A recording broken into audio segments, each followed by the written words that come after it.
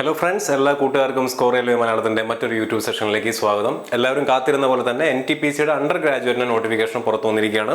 കഴിഞ്ഞ ആഴ്ചയാണ് ഗ്രാജുവേറ്റിൻ്റെ നോട്ടിഫിക്കേഷൻ പുറത്തു വന്നിരുന്നത്. അപ്പോൾ തൊട്ട് കുട്ടികൾ ചോദിക്കുന്നുണ്ട് എന്നാണ് നോട്ടിഫിക്കേഷൻ പുറത്തു വരിക, അണ്ടർ ഗ്രാജുവേറ്റിൻ്റെ +2 യോഗ്യതയുള്ള കുട്ടികൾക്കുള്ള എക്സാമിൻ്റെ നോട്ടിഫിക്കേഷൻ എന്നാണ് പുറത്തു വരിക എന്ന് ചോദിച്ചിരുന്നു. എക്സാമിൻ്റെ നോട്ടിഫിക്കേഷൻ വന്നു. അതുമായിട്ട് ബന്ധപ്പെട്ട് എക്സാമിൻ്റെ നോട്ടിഫിക്കേഷനിൽ എന്തൊക്കെ കാര്യങ്ങളാണ് പറഞ്ഞിരിക്കുന്നത് എന്ന് ഡിസ്കസ് ചെയ്യുന്നതിന് വേണ്ടിയിട്ടാണ് ഈ സെഷനിലേക്ക് ഇല്ലെങ്കിൽ ഈ ഒരു വീഡിയോ ആയിട്ട് നിങ്ങളുടെ മുന്നിലേക്ക് വന്നിട്ടുള്ളത്. അപ്പോൾ എല്ലാ കൂട്ടുകാർക്കും ഒരിക്കൽ കൂടി സ്കോർ റെയിൽവേ മലയാളത്തിൻ്റെ വീഡിയോയിലേക്ക് സ്വാഗതം. ഇന്നത്തെ ക്ലാസ്സിൽ നമ്മൾ പ്രധാനമായിട്ടും ഡിസ്കസ് ചെയ്യാൻ പോകുന്നത് എന്തൊക്കെയാണ് ഇമ്പോർട്ടൻ്റ് ആയിട്ടുള്ള ഡേറ്റുകൾ നോട്ടിഫിക്കേഷനകത്ത് കൊടുത്തിട്ടുള്ളതെന്ന് നമ്മൾ നോക്കും. എക്സാമിന് ആർക്കൊക്കെ അപ്ലൈ ചെയ്യാൻ പറ്റുന്നുള്ളത് നമ്മൾ നോക്കും. എക്സാമിന് എന്തൊക്കെ പോസ്റ്റുകൾ ഉണ്ടെന്നുള്ളത് നമ്മൾ നോക്കും.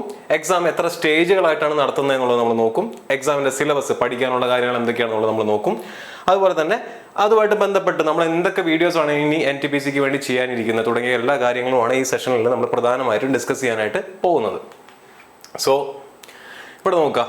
പ്രധാനമായിട്ടും കുട്ടികൾക്ക് അറിയേണ്ട കുറച്ച് ക്വസ്റ്റ്യൻസ് ആണ് ഞാൻ ഇവിടെ കൊടുത്തിരിക്കുന്നത്. ആർക്കൊക്കെയാണ് NTPC under graduate post apply ചെയ്യാൻ സാധിക്കുന്നത്? +2കാർക്കാണ് അണ്ടർ ഗ്രാജുവേറ്റ് പോസ്റ്റ് പൊതുവെ അപ്ലൈ ചെയ്യാൻ സാധിക്കുന്നത്. എന്നാൽ ഡിഗ്രി ഉള്ള ആളുകൾക്ക് അപ്ലൈ ചെയ്യാൻ പറ്റുമോ? എന്താണ് ഈ എക്സാമിന് പഠിക്കേണ്ടത്? എക്സാമിന് എന്തൊക്കെയാണ് നിങ്ങൾക്ക് പഠിക്കാനുണ്ടായിരിക്കുക? ഗ്രാജുവേറ്റ്സിന് ഈ എക്സാം അപ്ലൈ ചെയ്യാൻ സാധിക്കുമോ? ഡിഗ്രി ഉള്ള ആളുകൾക്ക്, നേരത്തെ ചോദിച്ച പോലെ തന്നെ ഡിഗ്രി ഉള്ള ആളുകൾക്ക് എക്സാം അപ്ലൈ ചെയ്യാൻ പറ്റുമോ? NTPC ഗ്രാജുവേറ്റ് ലെവൽ എക്സാമിന്റെ സിലബസ് തന്നെയാണോ ഈ സിലബസിനും ഈ എക്സാമിനും ഉള്ളത്, അണ്ടർ ഗ്രാജുവേറ്റിനും ഉള്ളത്? എക്സാം ലെവൽ എത്രത്തോളം ഉണ്ടായിരിക്കും? എക്സാമിന്റെ ഡിഫിക്കൽട്ടി ലെവൽ എത്രത്തോളം ഉണ്ടായിരിക്കും? ഒഴിവുകൾ എത്രത്തോളം ഉണ്ട്? ഈ എക്സാമിന് വേണ്ടിയിട്ട് എത്രത്തോളം ഒഴിവുകളാണ് NTPC അല്ലെങ്കിൽ RRB പുറത്തു വിട്ടിട്ടുള്ളത്?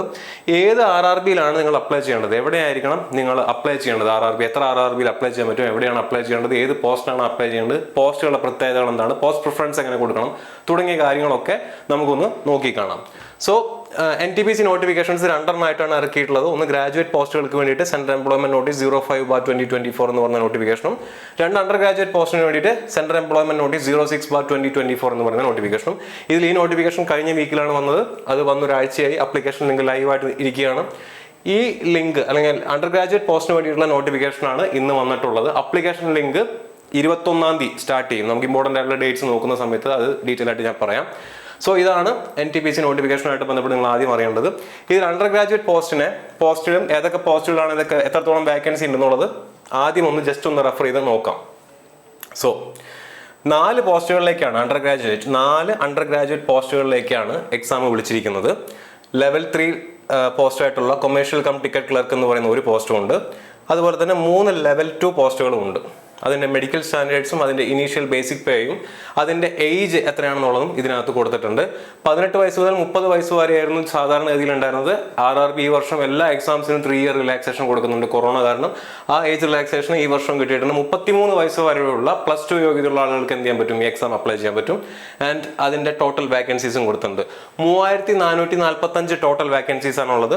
അതിൽ ഓരോ പോസ്റ്റിനും എത്രത്തോളം വാക്കൻസി ഉണ്ടെന്നുള്ളതും കൊടുത്തിട്ടുണ്ട്. 3445 വാക്കൻസി എന്ന് പറയുമ്പോൾ ഒബ്വിയസ്ലി നിങ്ങളുടെ മനസ്സിലേക്ക് വരും, വാക്കൻസി കുറഞ്ഞു പോയല്ലോ സാറേ, ഗ്രാജുവേറ്റ് പോസ്റ്റിന് 8000-ന് മുകളിൽ വാക്കൻസി ഉണ്ടായിരുന്നു, അണ്ടർ ഗ്രാജുവേറ്റ് പോസ്റ്റിന് 3445 വാക്കൻസി അല്ലേ ഉള്ളൂ എന്നൊരു തോന്നൽ വരാം. ഈ വാക്കൻസി കണ്ട് നിങ്ങൾ അപ്ലൈ ചെയ്യാതിരിക്കരുത്. ഇത് നോക്കാം. 11th സെപ്റ്റംബർ 2024 ഇറങ്ങിയിട്ടുള്ള ഒരു നോട്ടീസാണ്. ആ നോട്ടീസിനകത്ത് പറഞ്ഞിട്ടുള്ള കാര്യം എന്താണ്? Creation of post for new assets. RRB പുതുക്കിയ ഒരുപാട് ബിൽഡിങ്ങുകൾ, അതുപോലെ തന്നെ ഒരുപാട് റെയിൽവേ ട്രാക്കുകളും മറ്റൊരുപാട് ബിൽഡിങ്സ്, ഒരുപാട് അസറ്റ്സ് റെയിൽവേക്ക് വേണ്ടി പണിയുന്നതിന് വേണ്ടി തീരുമാനിച്ചിട്ടുണ്ട് മിനിസ്ട്രി ഓഫ് റെയിൽവേസ്. അതിന് വേണ്ടിയിട്ട് എന്ത് ചെയ്തിട്ടുണ്ട്? ഫണ്ടും മിനിസ്ട്രി ഓഫ് ഫൈനാൻസ് കൊടുക്കാനായിട്ട് തയ്യാറായിട്ടുണ്ട്. സോ ആ കൺസ്ട്രക്ഷൻസ് വർക്ക് നടക്കുന്നതിലേക്ക് വേണ്ടിയിട്ട് എന്ത് ചെയ്യണം? കൂടുതൽ പോസ്റ്റുകൾ ക്രിയേറ്റ് ചെയ്യണം. കൺസ്ട്രക്ഷൻ ഇൻ ദ സെൻസ് ആ പുതിയ അസറ്റ്സിലേക്ക് വേണ്ടിയിട്ട് പുതിയ പോസ്റ്റുകളെ ക്രിയേറ്റ് ചെയ്യണം.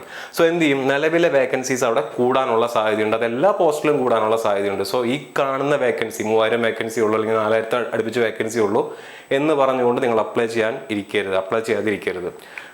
ALPയുടെ വേക്കൻസി ഇതിന് മുന്നേ 5000-ഓളം അല്ലെങ്കിൽ 6000-ഓളം വേക്കൻസി ഉണ്ടായിരുന്ന ALPയുടെ വേക്കൻസി ഇപ്പോൾ എത്രയാണ്? 18000 അവർ എൻഹാൻസ് ചെയ്തിട്ടുണ്ട്. ടെക്നീഷ്യൻ ഗ്രേഡ് 3യുടെ വേക്കൻസി ഇതുപോലെ തന്നെ വർദ്ധിപ്പിച്ചിട്ടുണ്ട്. സോ ഇതുവരെ നോട്ടിഫിക്കേഷൻ ഇട്ടിട്ടുള്ള ഓൾമോസ്റ്റ് എല്ലാ പോസ്റ്റുകളിലേക്കുമുള്ള വേക്കൻസി RRB എൻഹാൻസ് ചെയ്തിട്ടുണ്ട്. NTPCയുടെ ഈ പറയുന്ന അണ്ടർ ഗ്രാജുവേറ്റ് പോസ്റ്റിലേക്കുള്ള വേക്കൻസിയും എന്തായാലും എൻഹാൻസ് ചെയ്യാനുള്ള സാധ്യതയുണ്ട്. സോ വേക്കൻസി ഇല്ല എന്ന് പറഞ്ഞുകൊണ്ട് നിങ്ങൾ അപ്ലൈ ചെയ്യാതെ ഇരിക്കരുത്. കാരണം നാളെ ഇപ്പം നിങ്ങൾ അപ്ലൈ ചെയ്യാതിരുന്നിട്ട് നാളെ വേക്കൻസി എൻഹാൻസ് ചെയ്യുന്ന സമയത്ത് നിങ്ങൾക്ക് അപ്ലിക്കേഷൻ ലിങ്ക് ഓപ്പൺ ആയില്ലെങ്കിൽ അല്ലെങ്കിൽ നിങ്ങൾക്ക് അപ്ലൈ ചെയ്യാൻ പറ്റിയില്ലെങ്കിൽ ഈ അവസരം നിങ്ങളുടെ കയ്യിൽ നിന്ന് പോകും. സോ എല്ലാവരും എന്ത് ചെയ്യുക? വേക്കൻസി കുറവാണെന്ന് വിചാരിച്ചിട്ട് എക്സാമിന് അപ്ലൈ ചെയ്യാതിരിക്കരുത്. എക്സാമിന് അപ്ലൈ ചെയ്യാനായിട്ട് ശ്രമിക്കുക.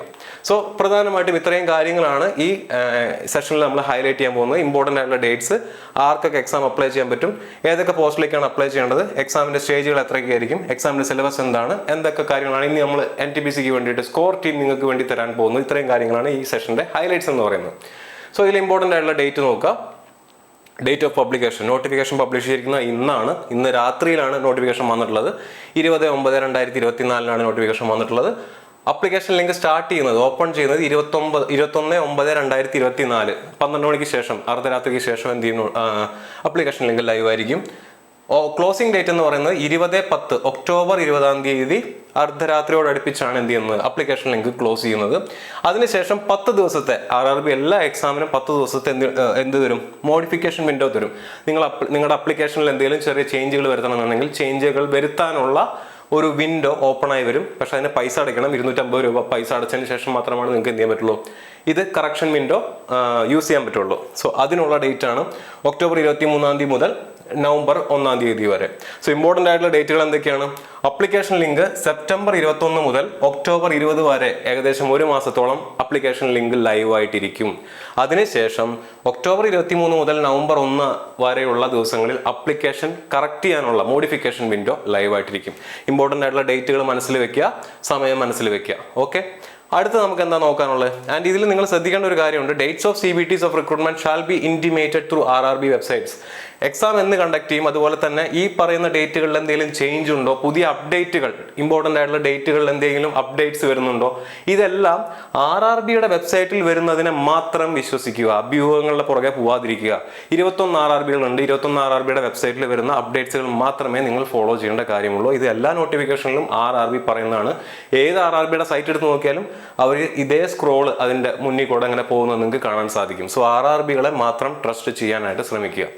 ആൻഡ് രണ്ടാമത്തെ ക്രൈറ്റീരിയ എന്താ? എലിജിബിലിറ്റി ഞാനിവിടെ 2 കാറ്റഗറി ആയിട്ടാണ് ഉൾപ്പെടുത്തിയിട്ടുള്ളത്. ഒന്ന് ജനറൽ ആയിട്ടുള്ള കാറ്റഗറി, 2 പോസ്റ്റ് സ്പെസിഫിക് ആയിട്ടുള്ള കാറ്റഗറി. ജനറൽ ആയിട്ടുള്ള കാറ്റഗറി എന്ന് പറയുന്നത് അതിനകത്ത് വരുന്നതാണ് ഏജ് ക്വാളിഫിക്കേഷൻ. ഏത് പ്രായപരിധിയിലുള്ള ആളുകൾക്കാണ് NTPC under graduate post apply ചെയ്യാൻ പറ്റുന്നത്, അവരുടെ വിദ്യാഭ്യാസ യോഗ്യത എന്തായിരിക്കണം എന്നുള്ളത്. പോസ്റ്റ് സ്പെസിഫിക് എന്ന് പറഞ്ഞു കഴിഞ്ഞാലാണ് മെഡിക്കൽ സ്റ്റാൻഡേർഡ്. ഓരോ പോസ്റ്റിനും ഓരോ മെഡിക്കൽ സ്റ്റാൻഡേർഡ് ആണ്. അപ്പം എല്ലാ മെഡിക്കൽ സ്റ്റാൻഡേർഡ് അല്ലെങ്കിൽ ഈ പറയുന്ന പോലെ ചില പോസ്റ്റുകളുടെ മെഡിക്കൽ സ്റ്റാൻഡേർഡ് കുറച്ച് ഹൈ ആണ്, ചില പോസ്റ്റുകളുടെ മെഡിക്കൽ സ്റ്റാൻഡേർഡ് കുറച്ച് ലോ ആണ്. സോ പോസ്റ്റ് സ്പെസിഫിക് ആണ് മെഡിക്കൽ സ്റ്റാൻഡേർഡ് എന്ന് പറയുന്നത്, ജനറൽ ആയിട്ടുള്ള ഒരു ടേം അല്ല. നേരെ മറിച്ച് ഏജ് ക്വാളിഫിക്കേഷൻ എന്ന് പറയുന്നത് ജനറൽ ആയിട്ടുള്ള ഒരു ടേം ആയതുകൊണ്ടാണ് അതിനെ ജനറൽ എന്ന് പറഞ്ഞ് ഉൾപ്പെടുത്തിയിട്ടുള്ളത്. ഓക്കെ, ഇനി നമുക്ക് ഇതിൽ ഓരോ കാറ്റഗറി ആയിട്ട് എടുത്ത് നോക്കാം.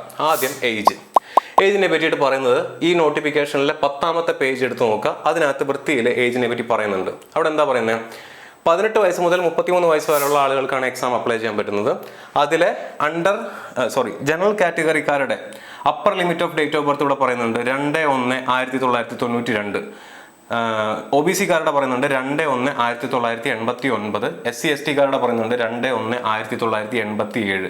Lower limit of date of birth പറയുന്നത് 1/1/2007 ആണ്. ഈ ലിമിറ്റിന് ഉള്ളിലുള്ള ആളുകൾക്ക് മാത്രമാണ് എക്സാം അപ്ലൈ ചെയ്യാൻ സാധിക്കുന്നത്. ആൻഡ് SC/ST സ്റ്റുഡൻസ് ആണെന്നുണ്ടെങ്കിൽ 5 വർഷമാണ് റിലാക്സേഷൻ വരുന്നത്. OBC സ്റ്റുഡൻസ് ആണെന്നുണ്ടെങ്കിൽ 3 വർഷമാണ് ഏജ് റിലാക്സേഷൻ വരുന്നത്. സോ ഇതിൽ നിന്ന് നിങ്ങൾക്ക് എന്താണ് കൺക്ലൂഡ് ചെയ്യാൻ പറ്റുന്നത്? ജനുവരി 2, 1992 ശേഷം ജനിച്ചിട്ടുള്ള ജനറൽ കാൻഡിഡേറ്റ്സിന് എക്സാമിന് അപ്ലൈ ചെയ്യാൻ പറ്റും. ജനുവരി 2, 1992 ശേഷം ജനിച്ചിട്ടുള്ള ജനറൽ കാൻഡിഡേറ്റ്സിന് ഈ എക്സാമിന് അപ്ലൈ ചെയ്യാൻ പറ്റും. ജനുവരി 2, 1989 ശേഷം ജനിച്ചിട്ടുള്ള OBC കാൻഡിഡേറ്റ്സിന് ഈ എക്സാം അപ്ലൈ ചെയ്യാൻ പറ്റും. ജനുവരി 2, 1987 ശേഷം ജനിച്ചിട്ടുള്ള SC/ST കാൻഡിഡേറ്റ്സിന് എക്സാമിന് അപ്ലൈ ചെയ്യാൻ പറ്റും. ആൻഡ് ജനുവരി 1, 2007 മുന്നേ ജനിച്ചവർക്ക് ഈ പറയുന്ന ഇതാണ് ലോവർ ലിമിറ്റ് എന്ന് പറയുന്നത്. ഇതിന് മുന്നേയും ഇതിന് ശേഷവും ജനിച്ചിട്ടുള്ള ആളുകൾക്ക് എന്ത് ചെയ്യാൻ പറ്റും?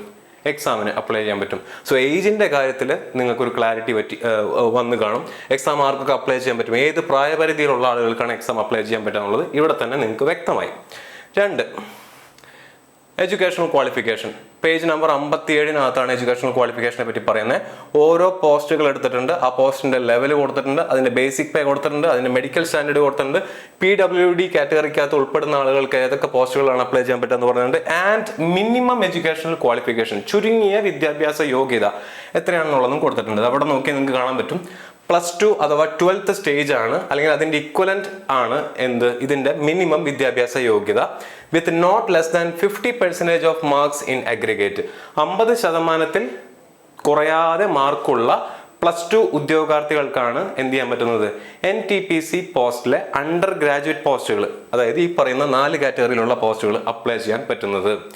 +2-ൽ 50% കുറയാതെ മാർക്ക് വേണം. പക്ഷെ ഒരു കാര്യം കൂടെ അവർ പറയുന്നുണ്ട്, 50 marks is not to be insisted upon in case of SC/ST persons with PWD, ex-servicemen and candidates who possess qualification higher than +2.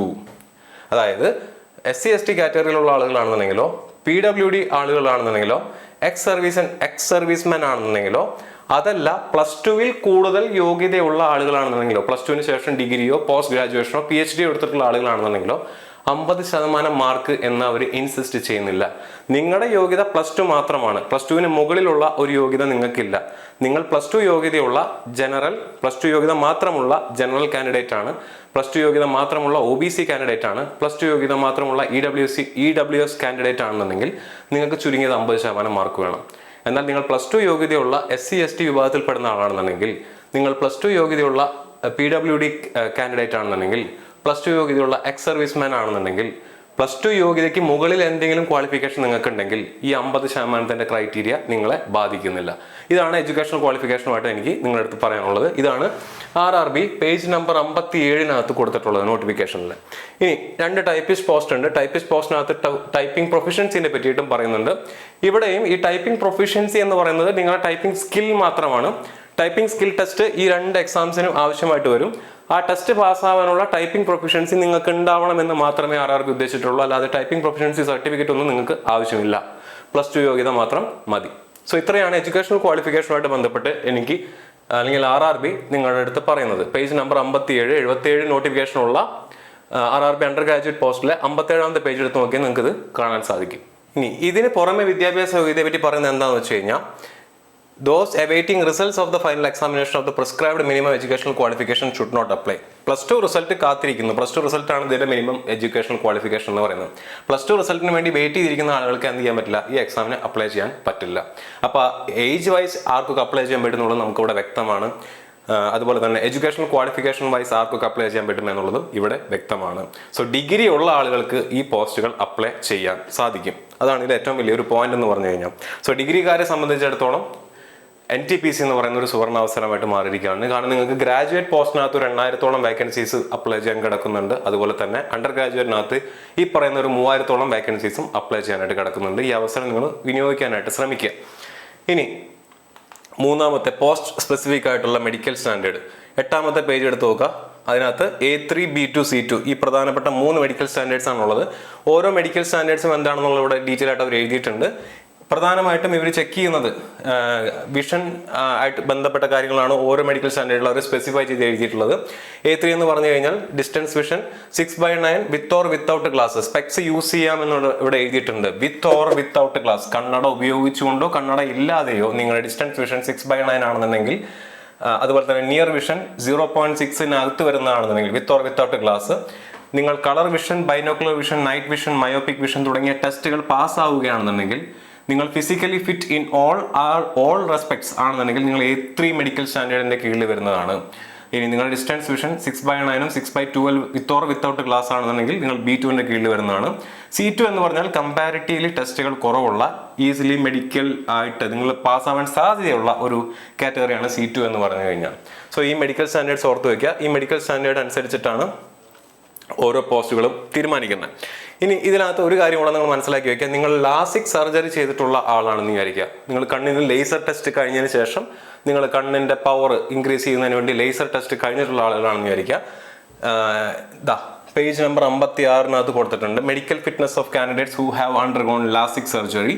Railway board ഈ അടുത്തിറക്കിയ റൂൾ പ്രകാരം എന്താണ്, നിങ്ങൾക്ക് A1, A2, A3 medical standard ഉള്ള പോസ്റ്റുകൾ നിങ്ങൾ അൺഫിറ്റ് ആണ് എന്ന് പറഞ്ഞാൽ, ലേസർ സർജറി കഴിഞ്ഞിട്ടുള്ള ആളുകളാണെന്നുണ്ടെങ്കിൽ A3 മെഡിക്കൽ സ്റ്റാൻഡേർഡുള്ള പോസ്റ്റുകൾ എന്ത് ചെയ്യാൻ പറ്റില്ല, അപ്ലൈ ചെയ്യാൻ സാധിക്കില്ല. ഇനി B2 മെഡിക്കൽ സ്റ്റാൻഡേർഡിലേക്ക് നിങ്ങൾ എന്താണ്, ഫിറ്റ് ആണ്. നമുക്ക് B2 ആണ്, A3, B2, C2 3 medical standards ആണ് ഉള്ളത്. A3 ഉള്ള പോസ്റ്റുകൾ നിങ്ങൾക്ക് അപ്ലൈ ചെയ്യാൻ പറ്റില്ല നിങ്ങൾ ലാസ്റ്റിക് കഴിഞ്ഞിട്ടുള്ള ആളുകളാണെന്നുണ്ടെങ്കിൽ. B2 ഉള്ള പോസ്റ്റിലേക്ക് നിങ്ങൾക്ക് ഫിറ്റ് ആണ്, പക്ഷെ എന്താണ്, സബ്ജക്ട് ടു സർട്ടൻ കണ്ടീഷൻസ്, ചില കണ്ടീഷൻസ് മീറ്റ് ചെയ്താൽ മാത്രമാണ് നിങ്ങൾ ഫിറ്റ് ആവുന്നുള്ളൂ. പേജ് നമ്പർ 56 എടുത്ത് നോക്കിയാൽ മതി. സർജറി കഴിഞ്ഞിട്ടുള്ള ആളുകൾ 56 എടുത്ത് നോക്കിയാൽ മതി.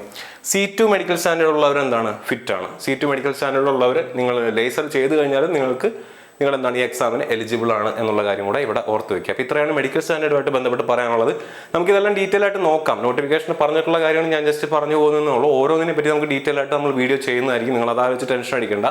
നോട്ടിഫിക്കേഷനിൽ പറഞ്ഞിട്ടുള്ള പ്രധാനപ്പെട്ട കാര്യങ്ങൾ മാത്രം ഹൈലൈറ്റ് ചെയ്ത് പോകുന്നുള്ളൂ. എക്സാമിന്റെ ഇമ്പോർട്ടൻ്റ് ആയിട്ടുള്ള ഡേറ്റ്സ്, എക്സാം ആർക്കൊക്കെ അപ്ലൈ ചെയ്യാൻ പറ്റും, അതിനകത്ത് പ്രായപരിധി നമ്മൾ കണ്ടു, വിദ്യാഭ്യാസ യോഗ്യത നമ്മൾ കണ്ടു, മെഡിക്കൽ സ്റ്റാൻഡേർഡ് നമ്മൾ കണ്ടു ഒരു ബേസ് ലെവലിൽ. ഇനി ഏതൊക്കെ പോസ്റ്റുകളാണ് അപ്ലൈ ചെയ്യാൻ ഉള്ളത്? നമ്മൾ ഏറ്റവും ആദ്യം കണ്ട കാര്യം തന്നെയാണ് പ്രധാനമായിട്ട്. രണ്ടാമത്തെ പേജ് എടുത്ത് നോക്കി നിങ്ങൾക്ക് കാണാൻ പറ്റും. 4 പോസ്റ്റുകളാണ് കൊടുത്തിട്ടുള്ളത്. അതിലൊരു ലെവൽ 3 പോസ്റ്റ് ഉണ്ട്, 3 ലെവൽ 2 പോസ്റ്റുകളുണ്ട്. ഓരോ പോസ്റ്റിന്റെയും വേക്കൻസി എത്രയാണെന്നുള്ള അവിടെ കൊടുത്തിട്ടുണ്ട്. ടോട്ടൽ വേക്കൻസിയാണ് 21 RRBകളുടെയും വേക്കൻസി ക്ലബ് ചെയ്തിട്ടുള്ളതാണ് ഇവിടെ കൊടുത്തിരിക്കുന്നത്. അങ്ങനെ ഓൾ ടുഗദർ 3445 വേക്കൻസീസ് ആണ് ഉള്ളത് എന്നുള്ള കാര്യം കൂടെ ഓർത്ത് വയ്ക്കാം. ഇതാ ഇനി RRBയിൽ നമ്മുടെ ഈ എന്താ പറയുന്നത് നോട്ടിഫിക്കേഷനകത്ത് കൊടുത്തിട്ടുള്ള ഓരോ പോസ്റ്റിന്റെയും 21 RRBകളുടെയും വേക്കൻസി കംപ്ലീറ്റ് ചെയ്തിട്ടുള്ള ഒരു ചാർട്ടാണ് ഇവിടെ കൊടുത്തിട്ടുള്ളത്. ഇപ്പോൾ ഇവിടെ നോക്കി കഴിഞ്ഞാൽ നമുക്ക് കാണാൻ പറ്റും. ഈ യെല്ലോ കളറിൽ ഹൈലൈറ്റ് ചെയ്തിട്ടുള്ളത് കേരളത്തിൽ നിന്നും അധികം ദൂരെയല്ലാത്ത RRBസിലുള്ള പ്രധാനപ്പെട്ട RRBസിലുള്ള വേക്കൻസീസ് ആണ് കൊടുത്തിരിക്കുന്നത്. ബാംഗ്ലൂർ നോക്കുക, ടോട്ടൽ 60 വേക്കൻസിയാണ് ഉള്ളത്. ചെന്നൈ നോക്കിയാൽ 194 വേക്കൻസിയാണുള്ളത്. മുംബൈ നോക്കിയാൽ 699 വേക്കൻസി ഉണ്ട്. എന്ന് പറഞ്ഞു കഴിഞ്ഞാൽ 3445 699 വേക്കൻസിയും കിടക്കുന്ന എവിടെയാണ്? മുംബൈയിലാണ്. സെക്കന്ദരാബാദ് നോക്കിക്കഴിഞ്ഞാൽ 89 വേക്കൻസിയാണുള്ളത്. ട്രിവാൻഡ്രം നോക്കിക്കഴിഞ്ഞാൽ 112 വേക്കൻസിയാണ് ഉള്ളത്. അപ്പോൾ ഈ വേക്കൻസി നോക്കിക്കൊണ്ട് മാത്രമാണോ നിങ്ങൾ RRB സെലക്ട് ചെയ്യേണ്ടത്? അല്ല, അതിന് വേറെയും ക്രൈറ്റീരിയാസ് ഉണ്ട്. നമുക്ക് ഡീറ്റെയിൽ ആയിട്ട് വീഡിയോയിൽ പറയാവുന്നതാണ്, മറ്റൊരു വീഡിയോയിൽ പറയാവുന്നതാണ്. ഇപ്പം ഇത്രയും മനസ്സിലാക്കി വയ്ക്കാം. നിങ്ങൾ അപ്ലൈ ചെയ്യാൻ സാധ്യതയുള്ള കേരളത്തിലെ കുട്ടികൾ ഇതിന് മുന്നേ അപ്ലൈ ചെയ്തിട്ടുള്ള, ഇനിയാണെങ്കിലും അപ്ലൈ ചെയ്യാൻ സാധ്യതയുള്ള പ്രധാനപ്പെട്ട RRBs ആണ് ബാംഗ്ലൂർ, ചെന്നൈ, മുംബൈ, സെക്കന്ദരാബാദ് ആൻഡ് ട്രിവാൻഡ്രം. അവിടെയുള്ള വേക്കൻസീസ് ആണ് ഇവിടെ കൊടുത്തിട്ടുള്ളത്. ചില പോസ്റ്റുകളൊന്നും എവിടെയില്ല, ട്രിവാൻഡ്രത്തില്ല. അപ്പം നോക്കി കഴിഞ്ഞാൽ ട്രിവാൻഡ്രത്ത് അക്കൗണ്ട് ക്ലർക്ക് കം ടൈപ്പിസ്റ്റ് എന്ന് പറയുന്ന പോസ്റ്റിനകത്ത് വേക്കൻസി ഇല്ല. ബാംഗ്ലൂർ നോക്കിക്കഴിഞ്ഞാൽ അവിടെ ട്രെയിൻസ് ക്ലർക്ക് എന്ന് പറയുന്ന പോസ്റ്റ് ഇല്ല. സെക്കന്ദരാബാദ് നോക്കിക്കഴിഞ്ഞാൽ ട്രെയിൻസ് ക്ലർക്ക് എന്ന് പറയുന്ന പോസ്റ്റ് ഇല്ല. ചെന്നൈ നോക്കിക്കഴിഞ്ഞാൽ ട്രെയിൻസ് ക്ലർക്കിനകത്ത് ഒറ്റ വേക്കൻസിയാണ് ഉള്ളത്. സോ നിങ്ങൾ അതുകൂടെ നോക്കണം, ഏതൊക്കെ പോസ്റ്റുകളാണ് ഏതൊക്കെ RRBയിൽ ഉള്ളതെന്നുള്ള കാര്യം കൂടെ നിങ്ങൾ എന്ത് ചെയ്യുക, ഒന്ന് ക്രോസ് ചെക്ക് ചെയ്ത് നോക്കുക. അപ്പോൾ ഈ ഹൈലൈറ്റ് ചെയ്തിട്ടുള്ള RRBസിലെ വേക്കൻസീസിന് ഞാൻ ഒന്നുകൂടെ എടുത്ത് വെച്ചിട്ടുണ്ട്. നിങ്ങൾ എന്ത് ചെയ്യുക, ഈ ചാർട്ട് ഒന്ന് മനസ്സിൽ വെക്കുക, അല്ലെങ്കിൽ ഇതൊന്ന് സ്ക്രീൻഷോട്ട് എടുത്ത് വെക്കാൻ പറയുകയാണെങ്കിൽ ഒന്ന് സ്ക്രീൻഷോട്ട് എടുത്ത് വെക്കുക. ഈ പ്രധാനപ്പെട്ട RRBസിൽ ഓരോ പോസ്റ്റിനും എത്രത്തോളം വേക്കൻസി ഉണ്ട്, ടോട്ടൽ വേക്കൻസീസ് എത്രത്തോളം ഉണ്ട് എന്നുള്ള കാര്യം കൂടെ നിങ്ങളൊന്ന് മനസ്സിൽ വെക്കുക. ഇതിൽ എവിടെ അപ്ലൈ ചെയ്യണം, എങ്ങനെ വേണം അപ്ലൈ ചെയ്യാൻ തുടങ്ങിയ കാര്യങ്ങളെല്ലാം നമ്മൾ മറ്റൊരു വീഡിയോയിൽ ഡിസ്കസ് ചെയ്യുന്നതായിരിക്കും. ഇപ്പം ഇത്രയും മനസ്സിലാക്കി വെക്കുക. പ്രധാനപ്പെട്ട നമ്മൾ ഈ പറയുന്ന ബാംഗ്ലൂർ, ചെന്നൈ, മുംബൈ, സെക്കന്ദരാബാദ്, ട്രിവാൻഡ്രം RRBയിൽ ഇത്രയൊക്കെ വേക്കൻസീസ് ആണ് ഓരോ പോസ്റ്റിനും ഉള്ളത്. ടോട്ടൽ വേക്കൻസീസ് എത്രയാണോ ഉള്ളത് എന്നുള്ളത് കൂടെ നിങ്ങൾ എന്ത് ചെയ്യുക, ഒന്ന് മനസ്സിൽ വെക്കുക. അപ്പോൾ നോട്ടിഫിക്കേഷൻ അത് കൊടുത്തുള്ള ഇമ്പോർട്ടൻ്റ് ആയിട്ടുള്ള ഡേറ്റ്സ് നമ്മൾ കണ്ടു. നോട്ടിഫിക്കേഷനിൽ എക്സാം ആർക്കൊക്കെ അപ്ലൈ ചെയ്യാൻ പറ്റും, അതിൻ്റെ ഏജ് ക്രൈറ്റീരിയ നമ്മൾ കണ്ടു, മെഡിക്കൽ സ്റ്റാൻഡേർഡ് നമ്മൾ കണ്ടു, വിദ്യാഭ്യാസ യോഗ്യത നമ്മൾ കണ്ടു, വേക്കൻസി ചാർട്ട് ഏതൊക്കെ പോസ്റ്റിലേക്കാണ് നമുക്ക് അപ്ലൈ ചെയ്യാൻ പറ്റുന്നത്, ഓരോ പോസ്റ്റും 21 RRBയിൽ എത്രത്തോളം വേക്കൻസി വീതം ഓരോ പോസ്റ്റിനും ഉണ്ടെന്നുള്ളത് നമ്മൾ കണ്ടു. അതിൽ തന്നെ പ്രധാനപ്പെട്ട നമ്മൾ ഏറ്റവും കൂടുതൽ അപ്ലൈ ചെയ്യാൻ സാധ്യതയുള്ള 5 RRBs ഞാൻ സെലക്ട് ചെയ്തിട്ടുണ്ട്. ഈ 5 RRBയിലും ഓരോ പോസ്റ്റിന് എത്രത്തോളം വേക്കൻസി ഉണ്ട്, ടോട്ടൽ വേക്കൻസി എത്രയാണെന്നുള്ളത് നമ്മൾ കണ്ടു. ഇനി നമ്മൾ നോക്കാൻ പോകുന്നത് ഈ പരീക്ഷ എത്ര ഘട്ടങ്ങളിലായിട്ട്, എത്ര സ്റ്റേജസ് ആയിട്ടാണ് ഈ എക്സാം നടത്താൻ പോകുന്നത്. സോ എക്സാം സ്റ്റേജസ് എങ്ങനെയായിരിക്കും എന്നുള്ളതാണ് നമ്മൾ നോക്കി കാണാൻ പോകുന്നത്.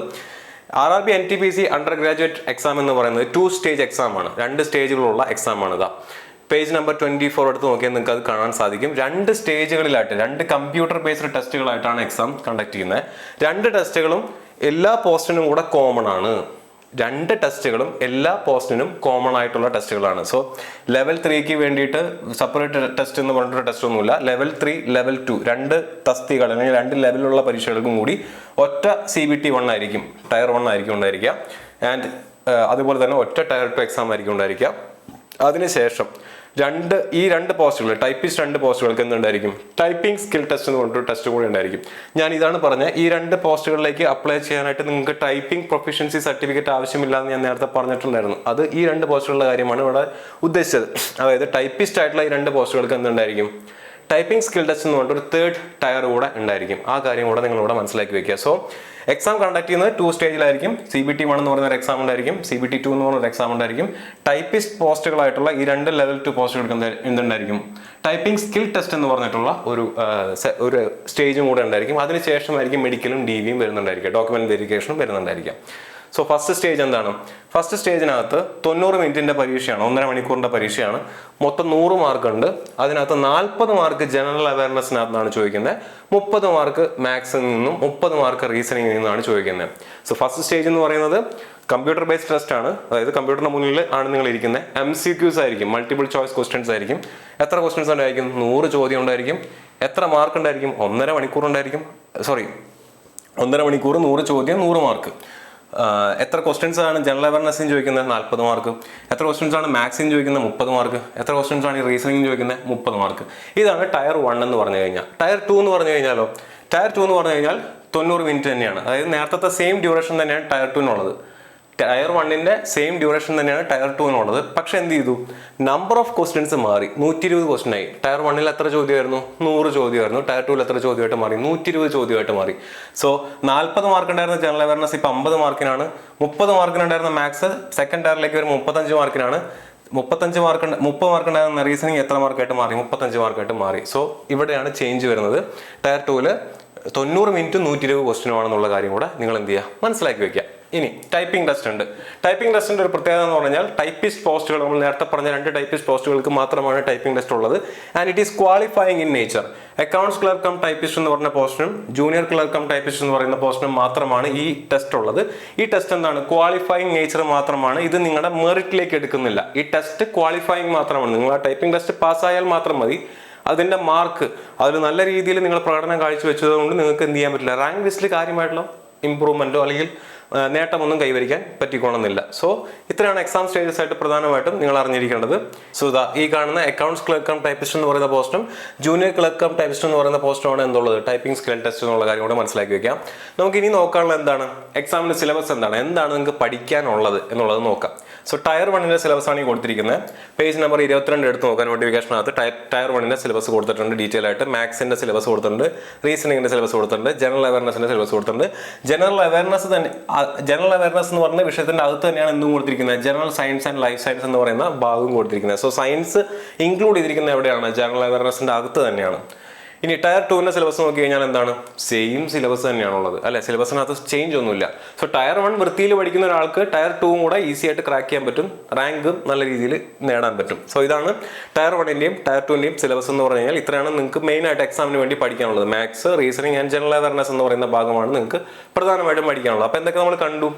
ഇമ്പോർട്ടൻ്റ് ആയിട്ടുള്ള ഡേറ്റുകൾ നമ്മൾ കണ്ടു.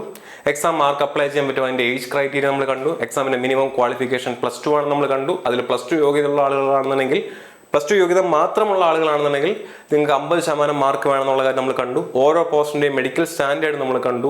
വേക്കൻസീസ് കണ്ടു. ഏതൊക്കെ പോസ്റ്റാണ് നമ്മൾ അപ്ലൈ ചെയ്യുന്നത്, ഓരോ പോസ്റ്റിനും ഓരോ RRBയിൽ എത്രത്തോളം വേക്കൻസി ഉണ്ട് നമ്മൾ കണ്ടു.